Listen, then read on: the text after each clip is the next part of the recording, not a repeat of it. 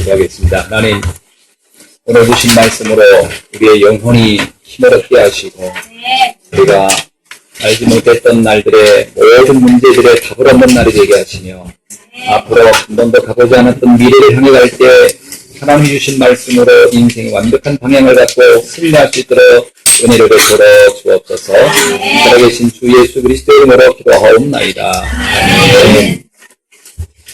아멘. 이렇게 좁은 공간에서 함께 예배를 같이 드리니까 굉장히 좀 색다르네요. 왠지 모르게 좀 친근감도 있고요. 가까워진 느낌도 있고 좋습니다. 짧은 시간이겠죠. 한 달 동안만 이렇게 지내니까요. 아마 이 한 달이 아마 또 훗날에는 많이 기억에 남는 시간이 될 거라고 봅니다. 앞으로 이 시간을 좀 불편하겠지만 의미를 가지고 여러분이 좀 누렸으면 감사하겠습니다. 우리가 성경을 이렇게 보면서 오늘 본문 내용도 마찬가지인데 그냥 성경을 읽어가지고는 이게 도대체 무슨 얘기지 이렇게 보기 쉽습니다. 그냥 야곱이 삼촌 라반의 집에서 열심히 일했는데 큰 대가 못 받고 어려움을 겪었던가 보다 그런 이야기로 이렇게 쉽지만 이 본문을 자세히 읽어보면 이 안에 굉장히 중요한 비밀이 숨겨져 있습니다. 자, 우리가 이 말씀을 볼 때 몇 가지 영적인 비밀을 좀 알 필요가 있어요. 첫 번째가 뭐냐면 갈보리산 언약입니다. 여러분 이제 성경에는 물론 많은 기록이 있지만 그 성경의 어떤 그 포인트가 되는 사건들이 이렇게 있고요. 그것이 우리에게 굉장히 중요한 의미가 있는데 첫 번째가 뭐냐면 갈보리산 사건입니다. 갈보리산은 어떤 산이죠?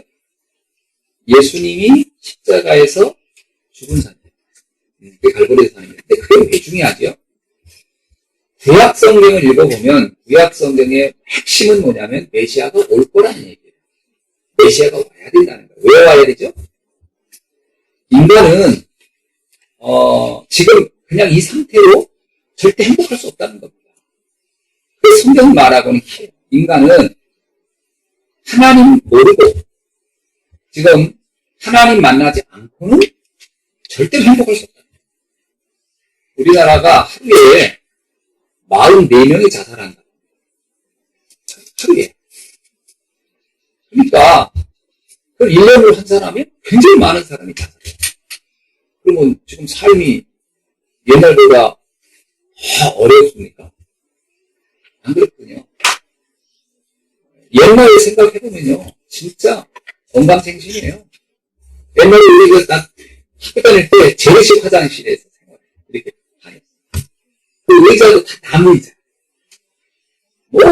동네 차도 시골에서 있을 때니까요. 동네 차도 일주일에 몇 대 안 돌아요. 바깥에서 그 더운데 기다렸다 타고 못하면 또 걸어가고 신장로라고 먼지 푹 나는 차 그거 걸어가는 겁니다. 그랬던 날들이 불과 진짜 얼마 안 돼요. 근데 지금 그런 데 찾기가 어렵습니다. 요즘은 그런 데 가면 향수가 느낀다고 우리가 그런 데 찾아다니잖아요. 세월은 엄청 바뀌었는데 굉장히 편리해진 거죠. 지금 여러분 얼마나 지금 생활이 편리합니까? 옛날에 우리 어렸을 때 그런 생각이 나네요. 집에 텔레비전이 있는지 체크. 근데 그 사람 이제 그 경제 수준을 알아보는 거죠. 전화기 있는지 체크. 이런 거. 그 당시 텔레비전 집 손들라고 그러면 죄송합니다. 저희 집밖에 없었어요. 그 당시 저희 집에 사람들이 다 와서 TV 봤대요. 그 손들 때 기분이 얼마나 기가 막히게요. 요즘 우리 그 흐뭇한 그런 시대가 있었어요. 요즘 텔레비 있는 집 손들라고 하면요. 부끄러워요. 저희 집에 없어요. 반대로. 저희 집에 텔레비가 없습니다. 여러분. 그런데 세월이 이렇게 많이 바뀌고 생활은 편리해졌지만 과연 행복지수는 행복합니까? 요즘 이렇게 인사가 그때 옛날에 안녕하십니까? 요즘은 인사가 행복하십니까? 이렇게 된다는데 많은 사람들이 그래요. 아니, 다 불행해요. 이유가 뭘까요? 원인이 몰라요. 사람들은 돈이 없어서, 직장 여의치 않아서. 사실은, 그걸까요? 그게 원인일까요? 애들이 다 먹고 살잖아요. 요즘은 너무 많이 살쪄가지고 빼는 게 바쁜데. 그렇지, 뭐가 문제입니까? 성경에서만 그 답을 말하고 있어요. 인간은 원래 하나님의 형상대로 창조됐다고. 믿으십니까? 그 외모를 말하는 건 아니에요.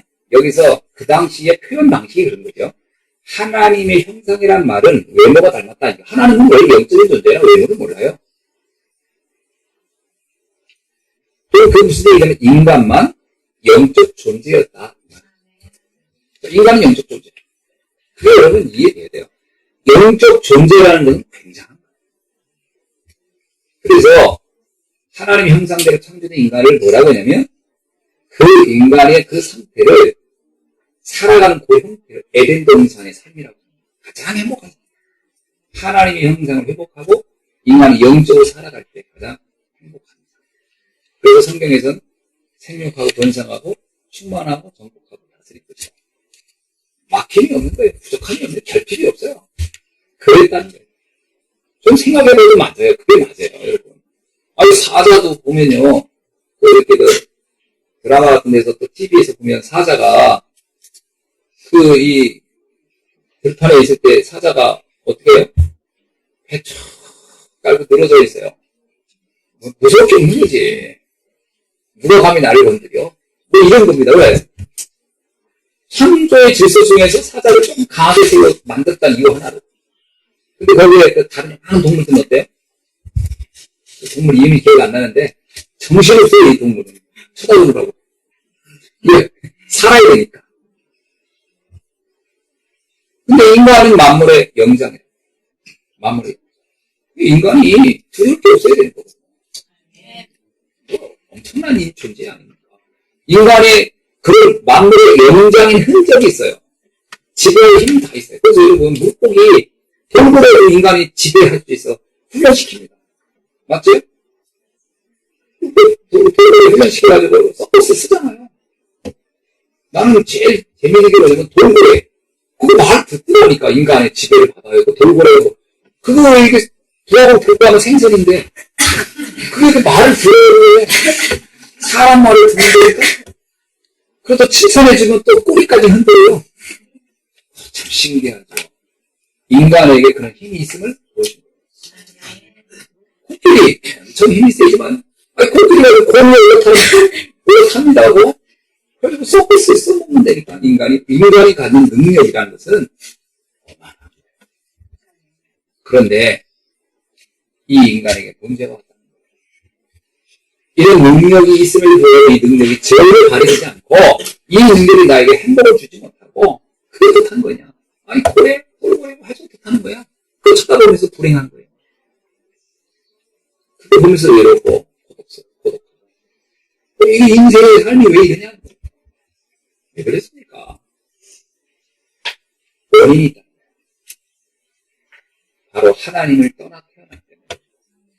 왜 하나님을 떠났습니까? 성경에 분명히 하나님 형상대로 창조됐다는데, 성경에 보니까, 창세기 3장에 보니까 인간은 하나님을 떠나는 사건을 겪게 됐다. 그 배우는 사단이라는 존재. 성경에만 나옵니다. 이 귀신 이름과 마귀 이름과 표현이 성경에만 가장 정확해요. 타락한 천사. 그래서 인간은 무엇을 해도 행복할 수 없는 강력한 존재가 되게 붙잡고 있다. 성경에는 여러 가지 표현이 있는데 그 중에서 가장 인상적인 표현이 그거 같아요. 세 장에 잡혀있는 그 사냥꾼의 올무에 잡혀있는 새. 그렇게 우리 인생을 설명합니다. 올무에 잡혀있는 새. 거기에서 빠져나와야 됩니다. 빠져나오지 않는 한 우리 인생은 절대로 행복할 수 없다. 자, 그 부분을 해결하는 방법이 뭐냐? 우리 힘으로 안 돼요. 돈 벌어도 안 되고 성공해도 안 돼요. 아니, 성공했을 것 같으면 노무현 대통령 왜 자살합니까? 돈 있으면 행복 같으면 왜 그 돈도 있고 영예도 있고 인기 있던 사람들이 왜 무너집니까? 그대로 행복이 되어지지 않습니다. 행복의 비밀은 다른 데 있지. 그래서 나의 지금의 불행을 약간 보완하는 수준이지 그걸 해결책은 절대 아니다. 진정한 해결책은 뭐냐? 하나님을 만나야 돼. 근데 그 저를 어떻게 만납니까? 하나님 영적인 존재인데. 그래서 하나님을 만나는 비밀을 우리에게 알려준 그리스도. 이게 하나님의 유일한 방법. 그 그리스도 비밀이 진짜 알려주는 순간부터 우리 인생은 그 그리스도가 오셔서 하신 일을 성경에서 뭐라면 십자가에서 죽습니다. 그래서 성경 이사야서 53장을 읽어보면은 뭐가 나오냐면요. 반드시 메시아 그리스도가 올 거라는 건데 그 오셔서 하신 일이 뭐냐? 죽음이라는 거예요. 참 표현이 이상하죠? 주님은 이 땅에 왜 왔냐? 죽으러 오신 거예요. 어떻게 죽으러? 우리 인생의 모든 죄를 해결하기 위해서 당신이 십자가에서 죽으러 오셨다. 그게 성경 구약이 말하고 있는 핵심이에요. 출애굽기에 보면 양이 죽어서 문설주에 피를 발랐는데 이스라엘 백성이 해방되는 이야기가 나와요. 그 이야기가 뭘 말하느냐? 메시아가 와야만이 이 430년의 노예라는 것에 이스라엘 백성이 해방된 것처럼 그리스도가 오셔서 죽어 그 피를 우리를 위해 흘려줘야 너희의 모든 죄는 끝난다는 것을 설명한 거예요. 그래서 구약 성경 전체는 메시아를 설명하는데 그 메시아의 설명의 핵심이 죽음입니다. 그래서 그리스도가 오심으로 우리에게 생명을 준다. 이 말이 이론적으로 들으면요. 왜 어떡하는 거냐. 이렇게 들려요. 그래서 이게 참 어려운 말이기도 해요. 왜? 뭐 단어로 들으면 다 아는 말이지만 이게 도대체 내 인생이 뭐 어떡하는 거냐. 그리스도가 정말 이해되는 날부터 우리의 인생의 운명이 바뀌어지기 시작합니다. 그거는 분명해요. 신기하게 들었습니다. 왜냐하면 영적 원리를 그래요. 그래서 이사야 53장에 예언이 이르니 우리의 모든 죄악을 그에게 감당시켰고 그는 십자가에 죽으심으로 우리를 해결했다. 그래서 이 갈보리산 언약이 뭐냐? 예수님이 십자가에 죽으실 때 이런 얘기를 해요. 요한복음 19장 30절에 보니까 다 이루었다. 다 끝냈다는 겁니다. 우리가 받아야 할 고난과 고통 주님이 다 가져갔다는 거예요. 이게 진짜 이해되면 어떨까요? 진짜 내 고통, 내 받을 고난 주께서 가져가는 게 맞다고 믿어진다면 우리에겐 뭐가 오냐면 참된 평화가 있어요. 불안할 필요 없습니다. 그리고 고통받을 필요도 없어요. 문제가 있다고 생각할 때 우리는 그 목사님 문제 있지 않습니까? 그 문제 뒤에 축복을 못 보면 문제만 본다면 세상에 문제만큼 고통스러운 거예요. 그럼 문제 뒤에 축복을 알면 문제는 문제가 안 됩니다. 정말 그리스도가 이해되면 우리에게 온 지금 모든 문제는 사실 잘 보면 축복이 시작돼요. 이거 보면 눈이 열려야 돼요. 근데 그리스도가 이해 안 되면 문제를 아무리 긍정적으로 해석해도 문제는 문제일 뿐이에요. 이 그리스도가 이해되는 날부터 우리의 인생은 달라질 줄 믿습니다. 두 번째는 감람산의 언약이 우리에게 이해돼야 돼요. 감람산 언약은 뭐냐면 예수님의 제자들이 예수님을 알았어요. 예수님을 알고 3년간 쫓아다니면서 예수님이 하신 걸 봤어요. 야, 이분이 그리스도가 맞다. 확신은 왔어요. 근데 문제는 뭐냐면 자신에게 이 그리스도의 능력이 얼마나 엄청난지는 확인이 잘 안 되는 거예요. 안 돼요. 우리가 예수님을 알지만 진짜 예수님이 내 인생의 죄와 재앙을 실제적으로 바꿔낼 수 있느냐라고 할 때 거기에서 사람들이 의심해요. 안 될 거라는 생각을 해요. 되겠나? 자, 예수 그리스도 좋은 분이에요. 용한 분이고 나에게 필요한 분이에요. 문제는 믿어지지는 않아요. 어떻게 해요? 실제 내 인생을 바꿀 거야. 여기에서 우리가 갈등하는 거예요. 그래서 제자들이 어떻게 했습니까? 예수님이 십자가에 죽으시면서 난 부활할 것이고 너와 함께 한다라는 얘기를 수도 없이 했는데 제자들은 다 흩어졌어요. 왜 흩어졌죠? 불안한 거예요. 미래가. 너무 무서운 거예요. 유대인들이 앞으로 핍박할 테고 로마는 공격할 것이고 우리는 가진 거 없고 큰일 났다. 다시 생업의 현장으로 돌아갑니다. 그게 평안해서 간 게 아니에요. 무서워서 간 거예요. 예수님이 다시 부활해서 보니까 복음은 아는데 복음이 전혀 사회에 적용이 안 돼요. 이 사람도 적용이 안 돼요. 문제는 또 무너지고 또 무너지는 거예요. 그래서 예수님이 제자들을 불러 모읍니다. 감람산으로 다 와라. 제자들이 모입니다. 모였을 때 40일간 계속해서 그들에게 각인시킨 메시지가 있어요. 그게 뭐죠? 하나님의 나라가 세워질 것이다. 하나님의 나라가 뭡니까? 뭐의 나라의 반대죠? 마귀의 나라의 반대예요. 다른 말로 흑암의 나라의 반대예요. 다시 말하면 내가 당하고 있는 고난과 고통의 세계가 바뀔 것이라는 걸 어떻게 축복을 하고 그게 믿어지냐는 거예요. 제자들이요. 안 믿어지는 거예요. 아, 지금 당장 힘든데요. 당장 어려운데요. 이게 어떻게 바뀝니까? 아니라는 게 된다는 거예요. 그게 쉽게 이해가 안 되니까 40일간을 얘기해요. 계속 얘기해요. 그랬더니 제자들이 조금 알아들어요. 주님이 그 다음에 그 제자들에게 얘기합니다. 뭐라고 했냐면 이거는 너희들이 열심히 해서 얘기가 아니다. 하나님이 하시는 것이다. 이거 정말 믿고 기다리고 기도만 하고 있어. 그래서 뭐냐면 아버지가 약속한 것을 기다리고 기도하라. 그래서 그들이 마가다락방 마가의 집에 가서 모여서 기도하기 시작합니다. 하나님이 분명히 해결하게 맞고 지금 내 삶의 현장을 바꿀 것이 맞다면 지금 우리가 할 것은 기도다. 그들이 기도하기 시작해요. 그게 마가다락방의 일입니다. 모여서 아무것도 안 했어요. 기도했어요. 뭘 가지고요? 불안해서요? 아니요. 믿고 확신다. 그럴 어떤 일이 일어났죠? 오순절 사건이 일어났어요. 그게 뭐냐면 바람 같은 불 같은 일이 일어났다라고 성경이 말하는데 인간으로는 도저히 이해할 수 없는 사건이 터지기 시작했어요. 15나라 사람들이 몰려오기 시작하고 3,000제자가 일어나고요. 그러면서 어떤 일이 있느냐?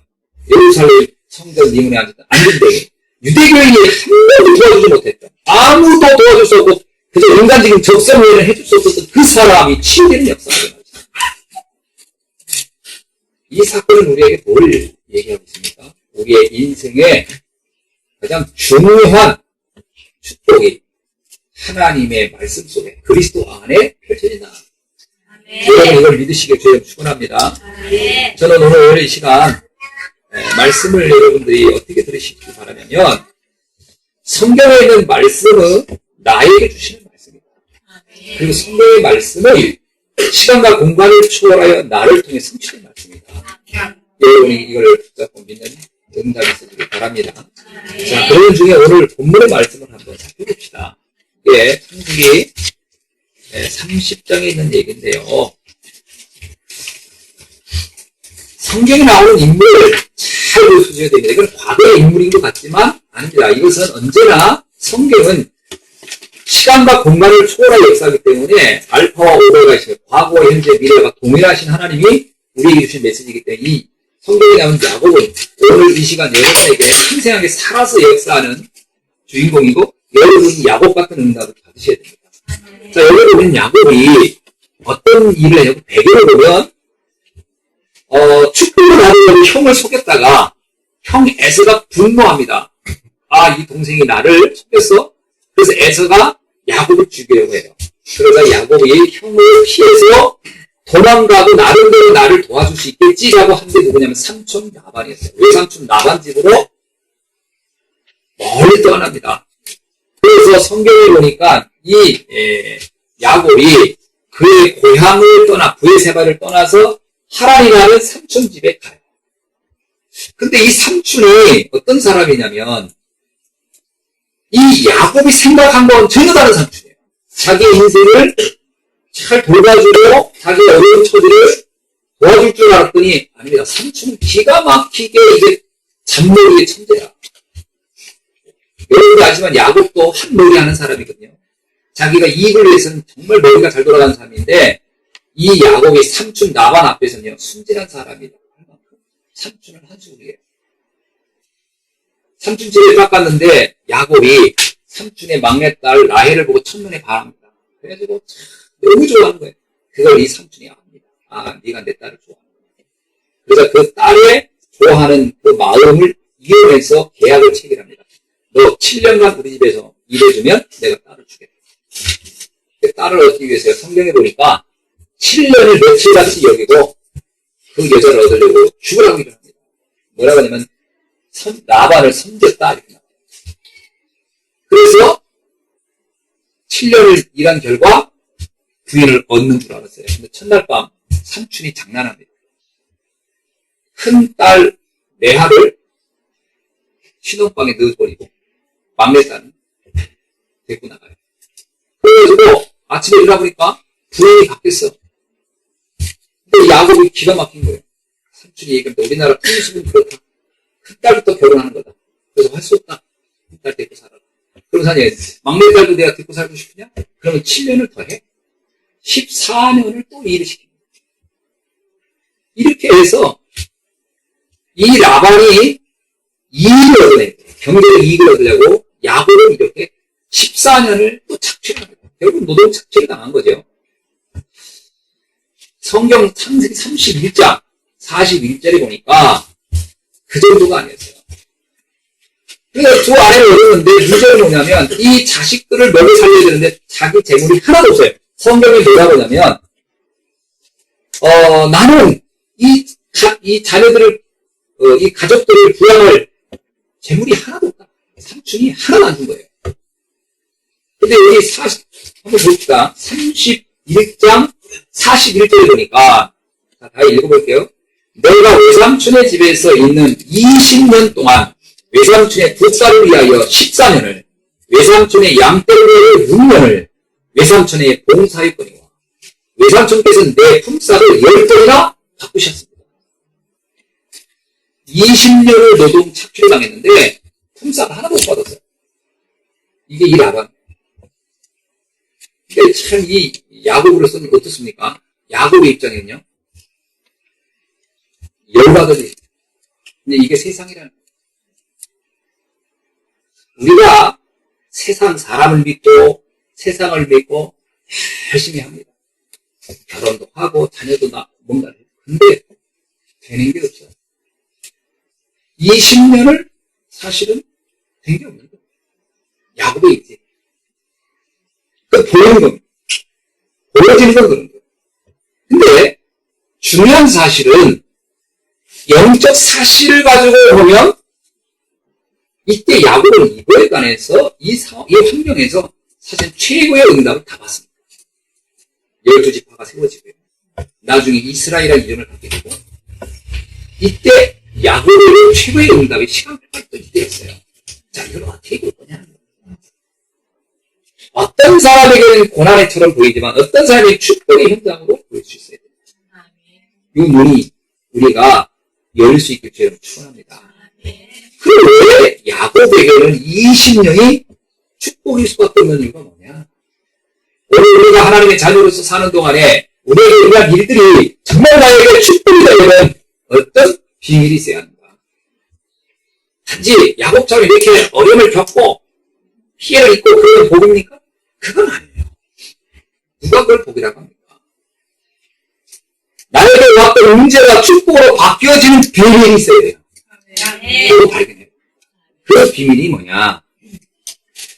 야곱에게 흐르는 중심이 있었어요. 야곱에게는 그의 가슴 속에 언약이라고 하는 그 한 가지 하나님과 나와 체결된 약속이 있어요. 여러분의 신앙생활에는 이게 있어야 돼요. 하나님과 나와 체결된 약속이 있어야 됩니다. 이거 찾지 않으면 우리가 겪는 모든 문제는 문제로 끝나요. 이게 있어야 이것이 축복으로 바뀌어지는 역사가 일어날 줄 믿습니다. 30장 25절에 보니까 이렇게 얘기합니다. 라헬이 요셉을 낳았을 때에 야곱이 라반에게 이르되 나를 보내어 내 고향 나의 땅으로 가게 하소서. 이게 내 땅이라는 얘기는 단순히 그냥 살았던 고향으로 돌아간단 말이 아닙니다. 야곱이 생각한 땅은 브엘세바예요. 언약의 땅. 메시아가 올 땅. 다시 말하면 야곱에게 뭐가 있었냐면 하나님이 나를 이 땅에 태어나게 하고 아브라함 하나님, 이삭의 하나님, 그리고 나의 하나님. 그 하나님의 역사 속에 있는 나에게 분명히 나를 통해 이루실 비전이 있어요. 뭐냐? 세계를 살릴 언약. 그리스도의 언약을 알게 하신다는 거예요. 야곱은 다른 건 다 양보해도 이 언약만은 양보를 하지 않아요. 이 축복을 가지고 있을 때 우리의 인생은 달라지게 될 수 있습니다. 지금 당장은요, 불신자하고 비슷하게 또 세상 사람들하고 비슷하게 내 삶이 어려울 수도 있습니다. 그러나 그리스도의 언약이 여러분이 명백하고 분명하다면 여러분의 인생은 반전의 역사를 이루게 될 수 있습니다. 야곱은 자기 자신이 어떤 사람인지를 알고 있었다는 거예요. 내가 누구냐? 내가 하나님의 자녀. 내가 누구냐? 언약의 사람이야. 내가 왜 하나님이 나를 택하여 부름받은 사람이야. 내가 하나님께 부름받은, 하나님이 나를 선택받은 사람이야. 이거에 대한 야곱의 생각의 변화는 없어요. 그래서 아브라함의 하나님, 이삭의 하나님, 야곱의 하나님, 나 여호와가 이렇게 역사 속에서 아브라함에게 주셨던 언약이 이삭에게 갔고, 이삭에게 갔던 언약이 야곱에게 쭉 갔다는 얘기예요. 이거는 하나님과 내 사이에 맺어진 언약이 명백했다. 나를 통해 이루어질 하나님이에요. 사도행전 1장 8절에 보면 주님이 우리에게 이런 약속합니다. 너희는 가서 모든 족속에게 이 복음을 전해서 땅끝을 이르러 이 복음의 증인이 되라. 요한복음 1장 12절에는 영접하는 자 그의 이름을 믿는 자들에게 하나님의 자녀가 되는 권세를 주시고, 성경에 나와 있는 이 말씀 한마디 한마디를 잘 보면 오늘 우리가 그리스도 안에 있다는 것은 우리가 이 땅에서 최고의 축복자로 살 수 있는 모든 기반이 준비되어 있다는 걸 좀 믿습니다. 자, 이런데 이 라반이 뭐라고 하냐면요. 야곱이 내가 고향으로 가겠다 그랬더니 라반은 일할 노동자가 하나, 그야말로 지금까지 20년간을 일을 시켰던 이 조카가 떠난다는 것은 큰 손실이거든요. 그랬더니 이 삼촌이 이렇게 얘기합니다. 뭐라고 얘기하냐면요.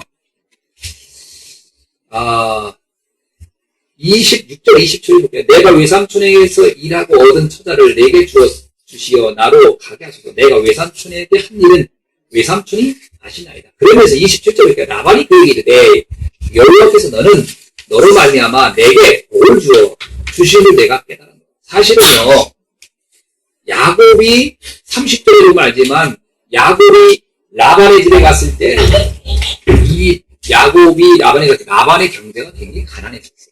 그런데 야곱 때문에 복을 얻었거든요. 그런데 이 야곱을 붙잡으려고 라반이 뭐라고 하냐면 내가 나를 사랑한즉 여기에 있어. 이게요, 이 라반이 말을 이렇게 들어보면 기가 막혀요. 그렇게까지 자기를 속이고 그렇게 자기를 20년간 해놓고도 뭐라고 얘기하냐면 너 나 사랑하지? 나 좀 도와줘. 이렇게 말. 야곱이 거기에 대해서 뭐라고 얘기합니까? 그러면서 28절을 얘기해요. 이르되 네 품삯을 정하라. 내가 그것을 주리라. 라반은 야곱에게 품삯을 준 적 한 번도 없어요. 한 번도 다 떼먹었어요. 그런데 그냥 품삯을 다시 정하래. 이때 야곱이 깨달았어요. 내 인생, 내 삶을 사람에게 의존한다? 희망 없구나. 사람을 의존한다는 것이 얼마나 부질없는지를 알았어요. 그래서 야곱이 결론을 냅니다. 뭐라고 얘기하죠? 자, 봅시다. 30절이니까. 내가 이전에 외삼촌의 소유가 적더니 번성하여 때를 이루었더니, 자, 내 발에 이르는 것마다 여호와께서 외삼촌에게 보여주고, 그리고 31절이 나옵니다. 내게 아무것도 주시지 않아도 나를 위하여 이 일을 하소서. 나에게 아무것도 안 줘도 좋습니다. 야곱은 뭘 믿었죠? 하나님의 능력을 믿었습니다. 난 아무것도 없어도 된다. 하나님이면 충분하다. 저는 성경을 읽다가 요즘에 욥기서를 이렇게 보면서 많은 걸 좀 생각하게 돼요. 여러분 욥기서 알죠? 시편 바로 앞에 있어요. 그 욥기서를 보면 어떤 사람이 그러더라고요. 욥은 고난을 잘 견딘 사람이다. 아닙니다. 욥이 고난을 잘 견딘 사람이 키가 아니에요. 욥기서를 보면 인간은 세 가지 문제를 늘 고민해요. 그죠? 첫째가 경제, 두 번째가 자녀, 세 번째가 건강. 인간이 가장 관심 갖는 건 세 가지예요. 뭐죠? 돈, 자녀, 건강. 근데 그 성경의 욥기를 보면 욥에게 이 세 가지가 다 사라져요.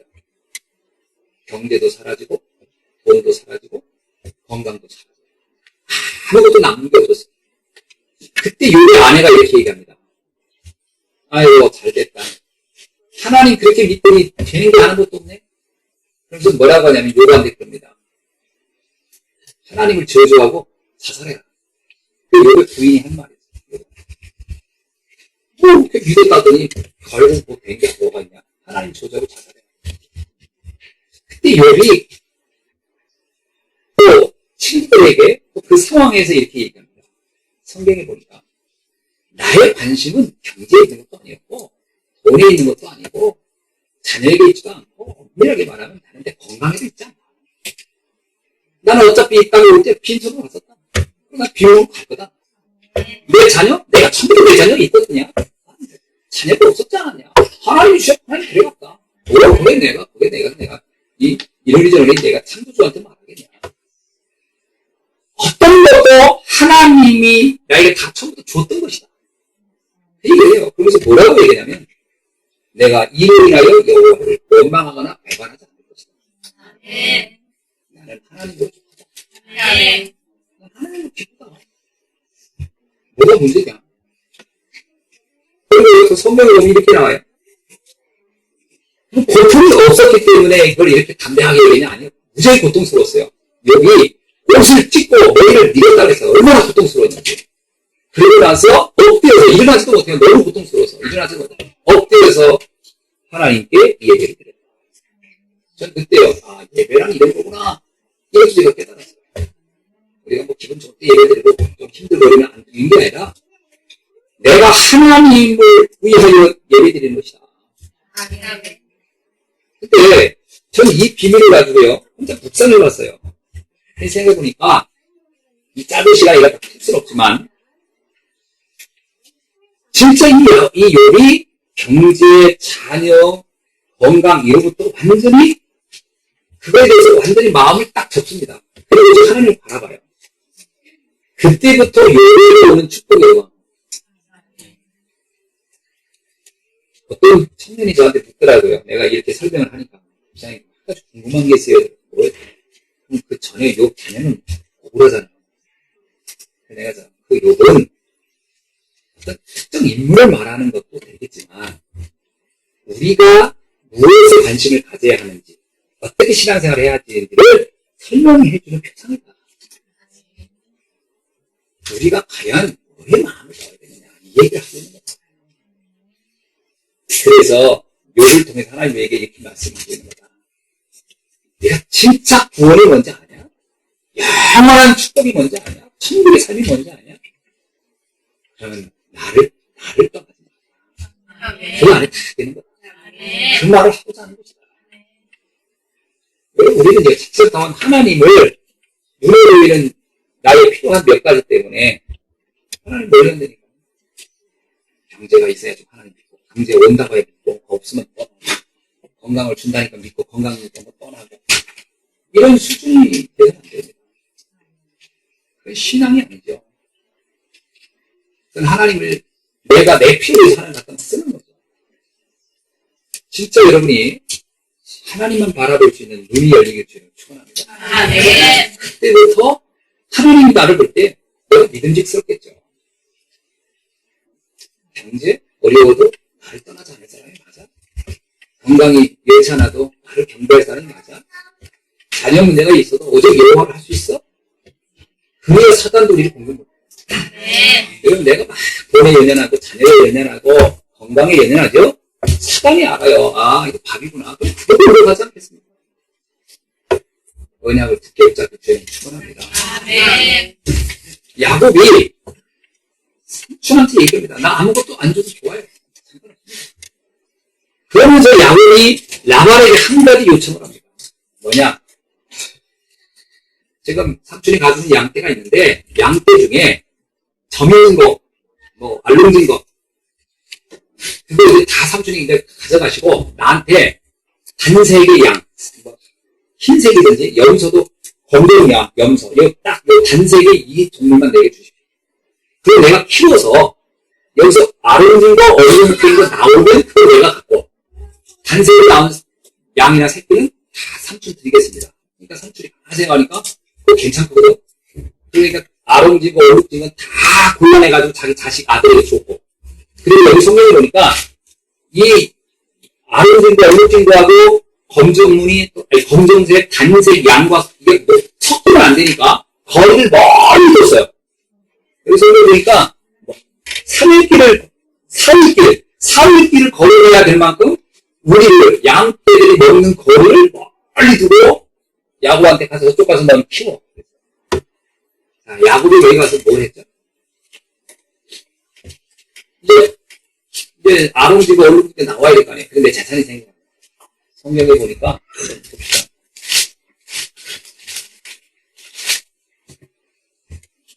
(37절) 보니까 야곱이 버들나무와 살구나무와 신중나무 푸른 가지를 가져다가 그것을 껍질을 벗겨 흰 무늬를 내고 그 껍질 벗긴 가지를 양떼가 와서 먹는 개천의 물그 위에 세워 양떼를 향하게 하며 그때 물을 먹으러 올 때 새끼를 뱉는데 그 새끼들이 그때부터 얼룩무늬 양과 아롱진 것을 낳더라.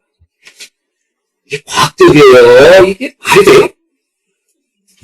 우리 한번 가서 해보세요. 이게 이러면 나오나. 이게 말이 안 되는 얘기예요. 말도 안 되는 얘기예요. 해보세요. 나무 껍질 이렇게 가지고 꽂아놓으면 그 쳐다보는 양들이 물 먹었더니 그 새끼 낳았어. 근데 그 새끼가 다 아롱진 게 나오고 얼룩무늬. 그럴 수는 없는 겁니다. 이게 될 수 있는 얘기예요. 근데 이게 왜 나왔죠? 잘 들어보세요. 바로 왕이 이스라엘 백성을 430년간 노예로 데리고 살았어요. 이스라엘 백성들을 가지고 그들의 노동력으로 피라미드를 세웁니다. 근데 오늘 모세가 와서 이스라엘 백성을 해방시켜달라고 해요. 절대 안 하죠. 노동력인데. 나는 노동력인데.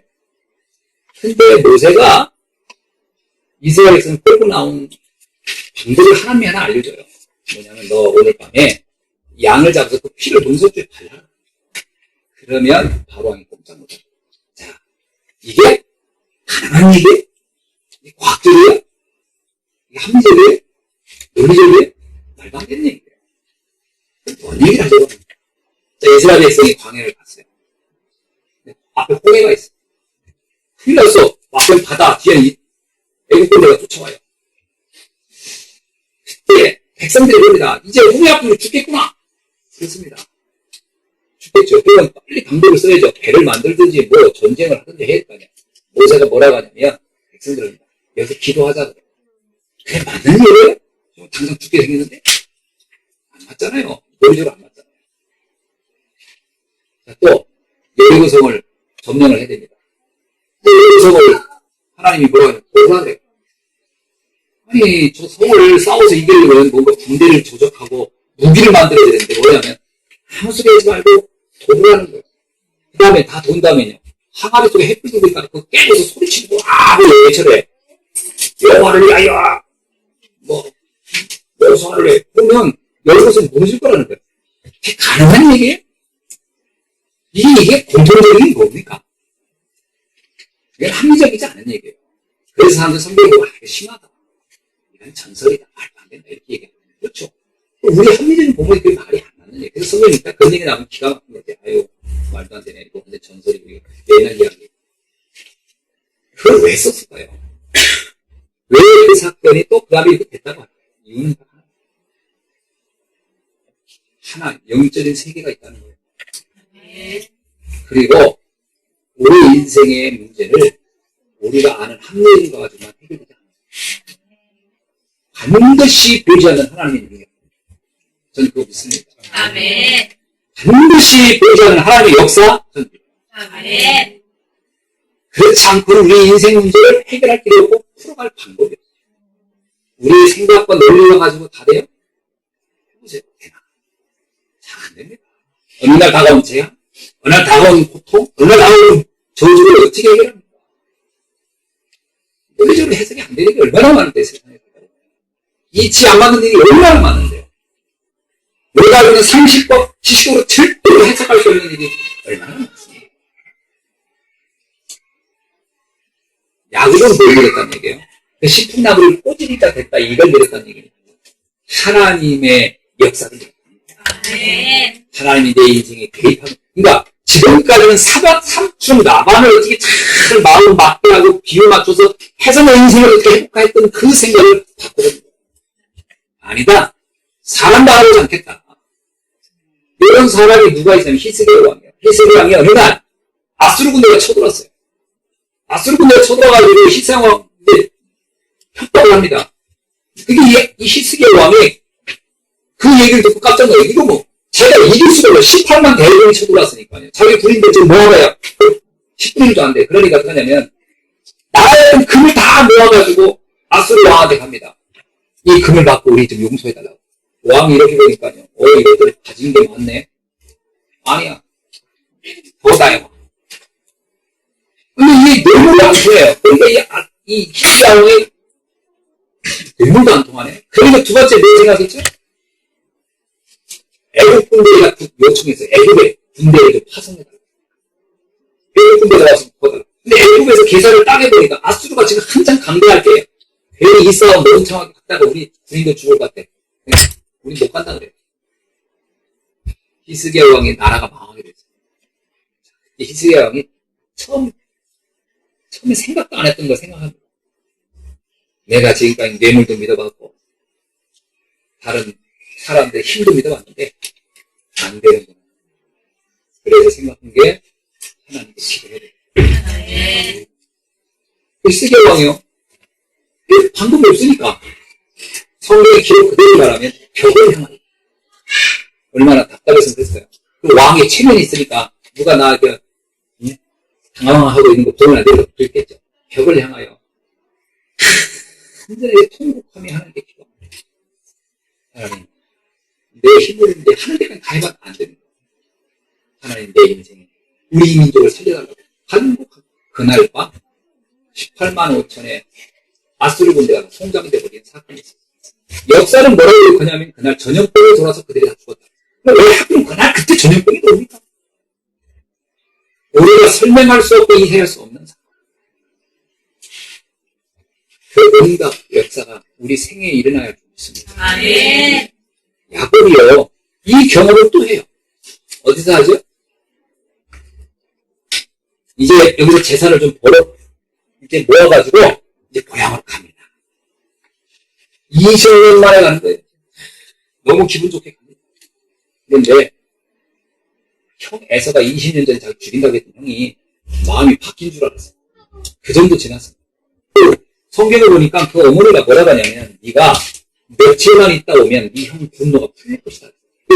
사실 그때 며칠만 있다 올 줄 알고 갔던 길이에요. 그 정도 지나면 형의 마음이 풀릴 거라는 게 며칠 정도의 시간만 지나도 풀릴 거야. 그리고 20년간 삼촌한테 당해가지고 봉사리 한 것도 열받는데 20년 만에 왔는데 에서 마음이 안 변했어. 400명의 군대를 이끌고 자기를 죽이러 온다는 소식을 들어요. 야곱이 어떻게 됩니까? 난감한 거예요. 그러니까 지금까지 벌었던 재물 이때를 위해 써야겠구나 싶어서 형한테 다 보냅니다. 형이 뭐라고 할까요? 안타깝게요. 형이 자기가 재산이 더 많아요. 자기가 본 재물에 눈하나 깜짝 알아요. 그러면서 계속 죽이러 오는 거예요. 야곱이 방법이 없어요. 그 다음에 자기 가족들 다 보냅니다. 내 식솔들까지 다 가져. 근데 갔던 하인이 달려와서 얘기합니다. 형님이 그것도 눈하나 깜짝 안 하고 주인님 뭐를 원하는 그렇게 온다는 거예요. 야곱이 그때 제일 깜짝 놀랐어요. 아, 내 세상의 방법 써봤는데 안 되는구나. 그때 야곱이 생각한 거예요. 하나님께 기도해요. 그게 야곱강의 사건이에요. 기도합니다. 하나님. 뭐라도 기도했죠? 한도가 부러져요. 허리가 부러질 정도로 기도했다는 얘기는 제가 원리가 있어요. 뭐냐면 야곱이 강 건너편에서 강 건너편에 숨어 있었어요. 형이 너무 저쪽 온 줄 알고 도망가려고. 그러니까 사실 끝까지 도망갈 준비를 하고 있었던 게 야곱이에요. 자기는 강을 안 건넜어요. 가족들, 자기 자녀들, 라헬부터 자녀들 다 보내고 자기는 강을 안 건넌 상태. 자기만 혼자 도망갈 준비. 하나님이 알았어요. 끝까지 인간의 방법을 포기를 못하는구나. 그래서 하나님이 기도하는데 엉덩이 뼈 있죠? 이거 골반뼈를 뼈태버린 거예요. 엉덩이 뼈 부러지면 못 도망가요. 말도 못해요. 그게 뭔 얘기죠? 오직 하나님만 바라보라고 한 거예요. 네 방법을 내가 바라보라. 아직 마지막까지 방법을 계속 자기 방법을 붙잡는 야곱에게 하나님을 바라보라. 아시죠? 오늘 우리가요, 야곱을 통해서 많은 부분을 좀 발견할 수 있겠다. 내 인생의 문제 있습니까? 하나님이 이 문제를 축복으로 바꾸시고 아멘. 그 방법은 하나님을 바라보라. 내 방법을 좀 내려놓자. 아직 붙잡고 있거든요. 우리는. 마지막 순간까지 그것을 좀 접어라. 하나님을 바라보라. 그래서 뭐냐면 야곱이 비로소 내게 아무것도 주지 않아도 됩니다. 야곱은 하나님을 향하여 기도하기 시작하죠. 사실은 그 결과 야곱에게 엄청난 응답이 오기 시작합니다. 자, 하나님이 오늘 우리에게 이런 축복을 왜 야곱에게 이런 축복을 야곱에게 계속 왜 주시려고 하고 왜 나를 바라보라고 야곱에게 이런 사인을 해줄까요? 왜 우리에게 이를 기대할까요, 하나님? 내가 바로 이 시대에 하나님의 가장 놀라운 비밀, 언약을 전달할 유일한 사람이기 때문에 그렇습니다. 야곱이 가장 중요해요. 이 비밀을 야곱이 알고 있었거든요. 형 에서는 몰라요. 아무리 그가 성공했을지 그는 하나님과 관계없는 사람. 근데 조금 야곱이 인격도 부족하고 여러 가지 부족해도 야곱이 이 비밀을 알고 있었다는 거예요. 오늘 이 자리에 계신 여러분이 이 시대에 야곱과 같은 이 언약을 문제가 아닌 축복으로 바뀌어지는 응답을 받는 주역이 되겠죠. 축원합니다. 자, 말씀을 맺습니다. 이 시대에 축복을 받는 최고의 원리가 있다면 뭘까요? 개인이나 교회나 현장에서 우리가 이 축복을 누려야 되는데 이것을 막는 최고의 원인은 불신앙입니다. 사실 불신앙이에요. 이 불신앙만큼 무서운 게 없어요. 아무리 내가 뭐 해도 안 믿는 데는 어쩔 수 없어요. 불신앙을 바꾸는 최고의 길은 말씀을 듣는 겁니다. 방법이 없어요. 성경의 로마서 10장에도 뭐냐면 믿음은 들음에서 난다. 들으면 믿음이 생겨요. 믿음이 생기면 데살로니가전서 3장에 나오죠. 믿음의 곧 역사. 믿음이 있으면 역사가 일어나기 시작합니다. 역사가 일어나지 않는다는 얘기는 나에게 믿음이 약한 거예요. 그래서 여러분에게 불신앙을 해결하는 예배라고 하는 것이 우리에게 준 최고의 저는 축복이라고 봅니다. 예배를 드리는 것은 내가 그냥 예배를 그냥 와서 딱 하는 게 아니고요. 하나님의 축복을 받는 현장입니다. 그래서 욥기를 한번 보시면요. 욥이 뭐라고 하냐면 전 아까도 설명드렸죠. 욥이 이렇게 얘기합니다. 욥 1장에 보면 욥이 일어나 겉옷을 찢고 머리털을 밀고 땅에 엎드려 예배하며 이렇게 합니다. 머리를 밀고 겉옷을 찢고 땅에 엎드려 산 게 뭐냐? 예배. 그가 땅에 엎드려서 예배해요. 그만큼 하나님으로부터 오는 이 말씀과 능력이 필요한 걸 욥이 너무나 잘 알고 있습니다. 오늘 우리가 다시 한번 욥이 받았던 이 축복의 자세를 또 야곱이 가졌던 이 비밀 회복하고 누리는 여러분 되기를 주의 이름으로 축원합니다. 하나님 감사합니다. 오늘 주신 말씀을 통하여 다시 한번 내 능력과 힘으로 해결할 수 없는 이 땅에 많은 문제를 갖고 있는 이 땅에서 하나님이 주신 능력으로 문제가 축복을 갖고 있는 비밀에 주역될 수 있도록 역사하여 주옵소서. 그래서 하나님의 말씀을 다시 한번 깊게 붙잡게 하시고 깊은 기도 속에 들어갈 수 있도록 역사하여 주옵소서. 살아계신 주 예수 그리스도의 이름으로 기도하옵나이다.